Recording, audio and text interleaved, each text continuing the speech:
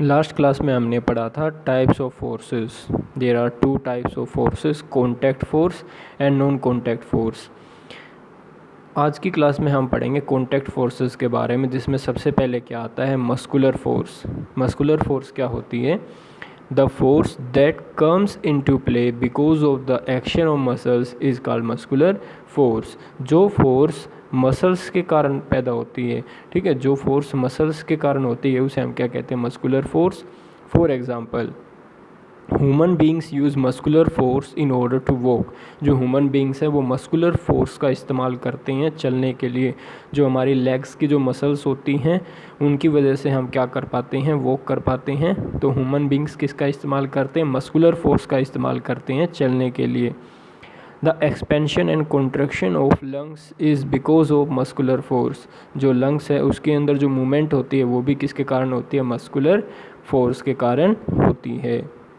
Movement of food along the food pipe. Food pipe के अंदर जो फूड की मूवमेंट होती है, ठीक है, फूड पाइप में क्या होता है? माउथ से खाना स्टोमक में जाता है, तो वो जो खाने की मूवमेंट है वो भी मस्कुलर फोर्स के कारण होती है। जो फूड पाइप में मसल्स होती हैं वो मसल्स क्या करती हैं? मस्कुलर फोर्स के द्वारा फूड की मूवमेंट करती हैं। Animals can also exert muscular forces. जो एनिमल्स हैं वो भी मस्कुलर फोर्स इस्तेमाल करते हैं। That's why they can move from one place to another, जिसके कारण वो एक प्लेस से दूसरे प्लेस में क्या कर सकते हैं? मूव कर सकते हैं। This picture shows muscular force applied in tug of war. जो टग ऑफ वॉर गेम होता है उसमें क्या होती है? मस्कुलर फोर्स लगाई जाती है और जो प्लेयर्स हैं वो क्या करते हैं? रस्सी को अपनी अपनी तरफ खींचते हैं by applying muscular force. Muscular force apply करके क्या करते हैं? टग ऑफ वॉर गेम को खेला जाता है। Now the second type is, this is the figure showing muscular force applied by animals. ठीक है, ये जो ओक्स हैं, बैल हैं, ये क्या कर रही हैं? अपनी मस्कुलर फोर्स के द्वारा इस कार्ट को क्या कर रही हैं? मूव करवा रही हैं। तो जो एनिमल्स है वो भी क्या करते हैं? मस्कुलर फोर्स का इस्तेमाल करते हैं for movement. Second is frictional force. Second type कौन सा है?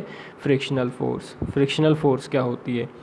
देखो, जब हम मूवमेंट करते हैं तो हमारे मोशन के अपोजिट डायरेक्शन में जो फोर्स लगती है वो क्या होती है? Frictional force. It is the force that is exerted by the surface over an object whenever the object moves on the surface. जब कोई ऑब्जेक्ट किसी दूसरे सरफेस पे मूव करता है, किसी दूसरे ऑब्जेक्ट के सरफेस पे मूव करता है, तो उसके ऊपर जो फोर्स लगती है उसको हम क्या कहते हैं? Frictional force.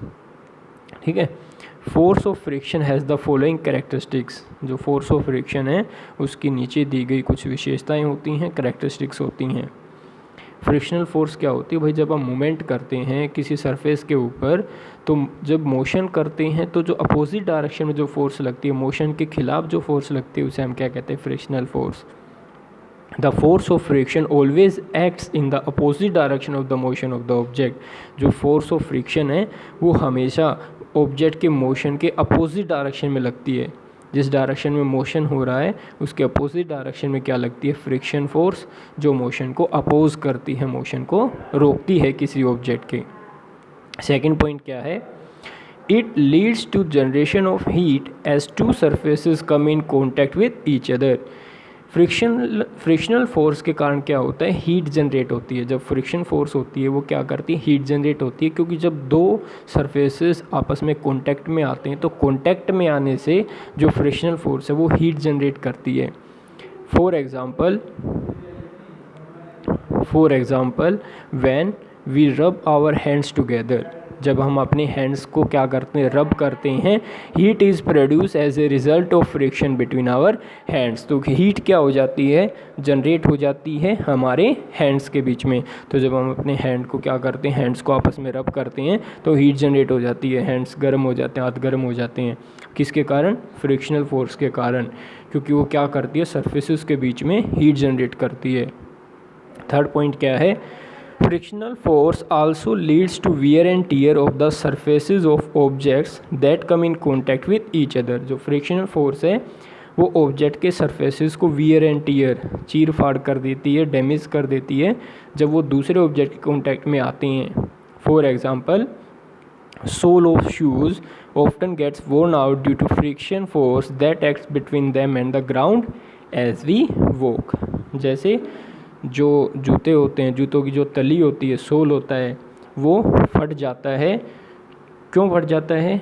क्योंकि शूज़ और ग्राउंड के कांटेक्ट में जो फ्रिक्शन फोर्स लगती है, जब शूज़ और ग्राउंड आपस में कांटेक्ट में आते हैं, जब हम चलते हैं, तो फ्रिक्शन फोर्स के कारण जो शूज़ के जो शोल्स हैं, जो तली है, वो क्या हो जाती है? फट जाती है, घिस जाती है. तो ये क्या थी? फ्रिक्शन फोर्स, जो मोशन के टाइम पे अपोज करती है या दो सरफेसेस के बीच में लगती है. This picture shows frictional force. देखो ये पुशिंग फोर्स है, ठीक है, मोशन हो रहा है ऑब्जेक्ट का. ये कोई ऑब्जेक्ट है, ठीक है, इस ऑब्जेक्ट का क्या हो रहा है? मोशन हो रहा है पुशिंग फोर्स के कारण, ठीक है. कोई बंदा इसको क्या कर रहा है? पुश कर रहा है.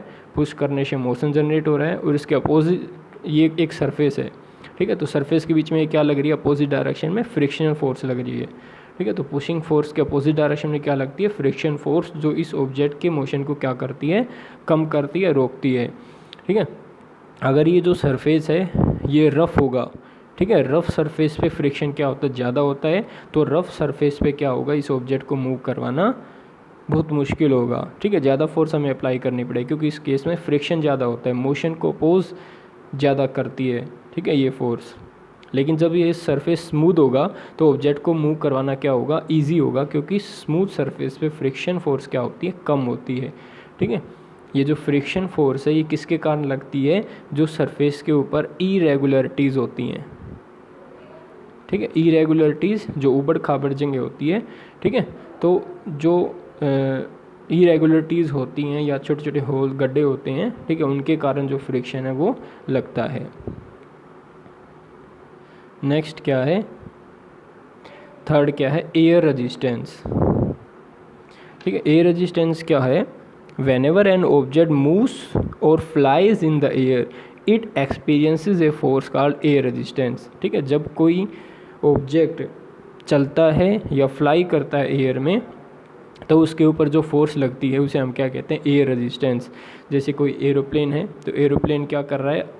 फॉरवर्ड डायरेक्शन में थ्रस्ट लगा रहा है, नीचे ग्रेविटी लग रही है, तो उसके अपोजिट डायरेक्शन में क्या लग रही है? एयर रेजिस्टेंस, जो इसको क्या कर रही है? थ्रस्ट को अपोज कर रही है, फॉरवर्ड फोर्स को क्या कर रही है? अपोज कर रही है. तो ये थर्ड टाइप है. तो ये क्या थे? Types of contact forces. In next class we discuss about non contact forces.